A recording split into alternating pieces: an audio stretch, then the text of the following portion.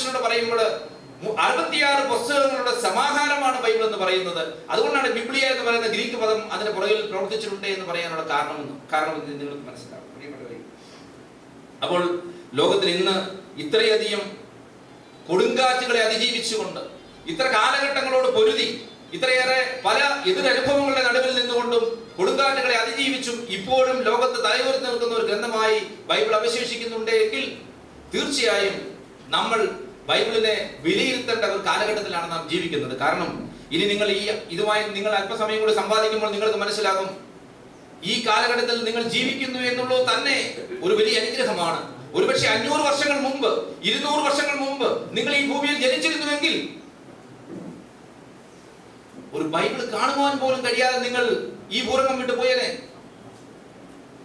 അപ്പോൾ 500 വർഷമോ 300 വർഷമോ മുമ്പ്, അല്ലെ 1000 വർഷമോ മുമ്പ് ഈ ഭൂമിയിൽ ജനിച്ചു വളർന്ന് ജീവിക്കുവാൻ അനുവദിക്കാതെ നിങ്ങളെ ഈ കാലഘട്ടത്തിലേക്ക് മാറ്റിയ ദൈവം, ഈ കാലഘട്ടത്തിൽ ജനിച്ചു വളർന്ന് ബൈബിളിന്റെ ഒരു പ്രതി സ്വന്തമാക്കി അതിലൂടെ നിങ്ങൾ ദൈവവുമായി സമ്പാദിക്കുവാൻ തക്കവണ്ണം, ദൈവവുമായി ഇടപെടുവാൻ തക്കവണ്ണം ഒരു മഹാഭാഗ്യം നിങ്ങൾ പോലും അറിയാതെ നിങ്ങൾക്ക് വേണ്ടി ദൈവം കരുതി വെച്ചിരുന്നു എന്നുള്ള യാഥാർത്ഥ്യം കൂടി നിങ്ങൾ ഉൾക്കൊണ്ടിട്ട് വേണം ഈ ബൈബിൾ എന്ന പുസ്തകത്തിലേക്ക് കടന്നു ചെല്ലുവാൻ. ഞാൻ ആദ്യം പറഞ്ഞതുപോലെ നമ്മൾ തീരത്ത് നിന്നുകൊണ്ട് കടലിനെ വീക്ഷിച്ച് തിരിച്ചു പോരാനുള്ളവരല്ല. നമ്മൾ ഒരു വള്ളമെടുത്ത് മുകളിലൂടെ കുറച്ചു ദൂരം നീന്തി തുടിച്ച് തിരിച്ചു വരാനുള്ളവരല്ല. നമ്മൾ ഊളിയിടാൻ പോവുകയാണ്. നമ്മൾ കടലിന്റെ ആഴങ്ങളിലേക്ക്, ബൈബിൾ എന്ന് പറയുന്ന ഈ മഹാസാഗരത്തിലേക്ക് നമ്മൾ ഊളിയിടാൻ പോവുകയാണ്. പ്രപഞ്ച സൃഷ്ടാവായ ദൈവം ഈ പുസ്തകം എങ്ങനെയാണ് നമ്മുടെ കൈകളിലേക്ക് എത്തുവാൻ തക്കവണ്ണം സംഘടിപ്പിച്ചത് എന്ന് ഞാൻ അല്പമായി നിങ്ങളോട് പറഞ്ഞു തരുവാൻ ആഗ്രഹിക്കുകയാണ്. അതിനു മുമ്പായിട്ട് ഇത് ഇവിടെ ആവശ്യമായ നോട്ട് പാഡും പേനയും ഇവിടെ ലഭ്യമാണ്. ആർക്കെങ്കിലും ആവശ്യമുണ്ടെങ്കിൽ അതിവിടെ ലഭ്യമാണ്. അത് ഇപ്പോൾ തന്നെ കൊടുക്കണം. അപ്പോൾ ബൈബിൾ എന്ന് പറയുന്ന ഈ പുസ്തകത്തെ സംബന്ധിച്ച് പറയുമ്പോൾ ഏതാണ്ട് 1700 വർഷങ്ങൾ നീണ്ടു നിൽക്കുന്ന ഒരു കാലഘട്ടം കൊണ്ടാണ് ഈ ബൈബിൾ എന്ന് പറഞ്ഞ പുസ്തകം എഴുതി തീർത്തിരിക്കുന്നത് എന്ന് നമുക്ക് കാണാൻ കഴിയും. 66 പുസ്തകങ്ങളുള്ള ഈ പുസ്തകങ്ങളുടെ സമാഹാരത്തിന്റെ എഴുത്തുകാരുടെ കാലഘട്ടങ്ങൾ നോക്കുമ്പോൾ ഏതാണ്ട് 1700ഓളം വർഷങ്ങൾ നീണ്ടു നിൽക്കുന്ന ഒരു കാലഘട്ടം കൊണ്ടാണ് ആ പുസ്തകത്തിന്റെ രചന പൂർണ്ണമാക്കപ്പെട്ടിരിക്കുന്നത്. ആ പുസ്തകത്തിന്റെ രചനയില് ഏതാണ്ട് 49ഓളം എഴുത്തുകാരെ നമ്മൾ കാണാൻ കഴിയും. 49ഓളം എഴുത്തുകാർ വ്യത്യസ്ത കാലഘട്ടത്തിൽ ജീവിച്ചവർ. തീർച്ചയായും ഈ 1700 വർഷങ്ങളുടെ ഒരു ഡ്യൂറേഷനിൽ ജീവിച്ചവർ. അതിൽ തന്നെ പല വ്യത്യസ്തങ്ങളായ സ്വഭാവ സവിശേഷതകളുള്ളവർ, പല രീതിയിലുള്ള കഴിവുകളുള്ളവർ, പല രീതിയിലുള്ള സ്വഭാവമുള്ളവർ, അങ്ങനെ വ്യത്യസ്തങ്ങളായ ഏതാണ്ട് 49ഓളം അല്ലെങ്കിൽ ഗ്രന്ഥകർത്താവ് ഞാൻ പറയില്ല, എഴുത്തുകാർ ഇതിൽ ഉൾപ്പെട്ടിട്ടുണ്ട് എന്ന് നമുക്ക് കാണാൻ കഴിയും.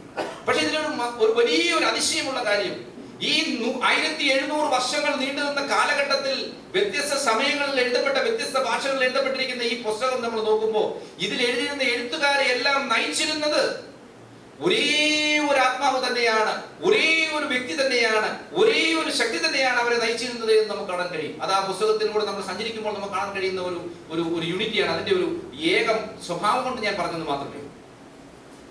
എന്നാൽ ഇതിന്റെ ഗ്രന്ഥകർത്താവ് ആരാണ്? ഞാൻ ആദ്യം പറഞ്ഞു 49 എഴുത്തുകാർ മാത്രമാണ്. അവർ വെറും എഴുത്തുകാർ മാത്രമാണെന്ന് ബൈബിൾ പറയുന്നു. അല്ലെങ്കിൽ ബൈബിൾ പഠിക്കുമ്പോൾ നമുക്ക് മനസ്സിലാകും അവർ അതിന്റെ ഗ്രന്ഥകർത്താക്കളല്ല, അവർ വെറും എഴുത്തുകാർ മാത്രമാണ്, വെറും മുഖാന്തരങ്ങൾ മാത്രമാണ്. ഒരുപക്ഷെ ഒരു എഴുത്തുകാരന്റെ കയ്യിൽ ഒരു പേന ഇരിക്കുന്നത് പോലെ മാത്രം ഇതിന്റെ ഗ്രന്ഥകർത്താവിന്റെ കയ്യിൽ ഈ എഴുത്തുകാരൊക്കെ ഒരു ടൂളായിട്ട് മാത്രം പ്രയോജനപ്പെടുത്തി എന്നുള്ളത് ആ ഗ്രന്ഥത്തിലൂടെ സഞ്ചരിക്കുമ്പോൾ നമുക്ക് കാണാൻ കഴിയും. അപ്പോൾ 49 എഴുത്തുകാരെയും നിയന്ത്രിച്ച ഗ്രന്ഥകർത്താവ് ആരാണെന്ന് നോക്കുമ്പോൾ നമുക്ക് കാണാൻ കഴിയുന്നത് ഒരേ ഒരാളെ മാത്രമേ കാണാൻ കഴിയുന്നുള്ളൂ, ഈ പ്രപഞ്ച സൃഷ്ടാവായ ദൈവം എന്ന് പറയാൻ കാരണം ബുദ്ധിമാനായ ഒരു സൃഷ്ടാവ് എന്ന് പറയുന്നതായിരിക്കും, ബുദ്ധിമാനായ ഒരു ഗ്രന്ഥകർത്താവ് എന്ന് ഞാൻ പറയുന്നതായിരിക്കും അതിന് ഏറ്റവും ഉചിതമായ വാക്കെന്ന് എനിക്ക് തോന്നുന്നു.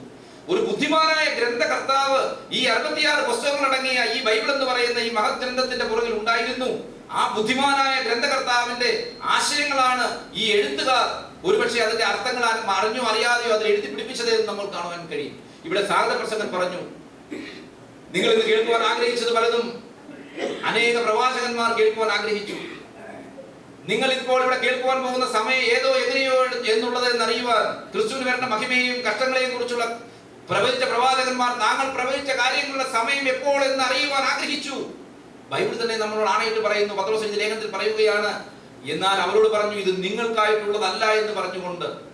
ഇത് പ്രവചിച്ച അനേക പ്രവാചകന്മാർ താങ്കൾ പ്രവചിച്ച കാര്യാദികൾ എപ്പോൾ സംഭവിക്കുമെന്ന് അറിയാൻ അത്യധികമായി ആഗ്രഹിച്ചിട്ട് നടന്നില്ല. ഇതിൽ പലതും പ്രവാചകന്മാർക്ക് കൊണ്ടുകൊടുത്ത ദൈവത്തിന്റെ ദൂതന്മാർ അത് അറിയാൻ കുനിഞ്ഞു നോക്കി, പക്ഷെ ദൂതന്മാർക്കും കൊടുത്തില്ല പ്രിയപ്പെട്ടവരെ. അപ്പോൾ നമുക്ക് കാണാൻ കഴിയുന്നത് ഇത് എഴുതിയ എഴുത്തുകാർക്ക് പലപ്പോഴും ഇതിന്റെ ആശയങ്ങളിൽ പറഞ്ഞിരിക്കുന്ന ആഴങ്ങൾ തിരിച്ചറിയാൻ കഴിഞ്ഞിട്ടില്ല. അപ്പോൾ നമ്മൾ ഭാഗ്യമുള്ള ഒരു ജനതയാണ്. അനേക പ്രവാചകന്മാരും അനേക ദൂതന്മാരും കാണുവാൻ ആഗ്രഹിച്ചതും കേൾക്കുവാൻ ആഗ്രഹിച്ചിട്ടും കേൾക്കാനും കാണുവാനും കഴിയാതെ പോയതാണ് ഇപ്പോൾ ഒരുപക്ഷെ ഈ കാലത്തിന്റെ തികവിൽ നമ്മളിവിടെ ചർച്ച ചെയ്യാൻ പോകുന്നത് പ്രിയപ്പെട്ട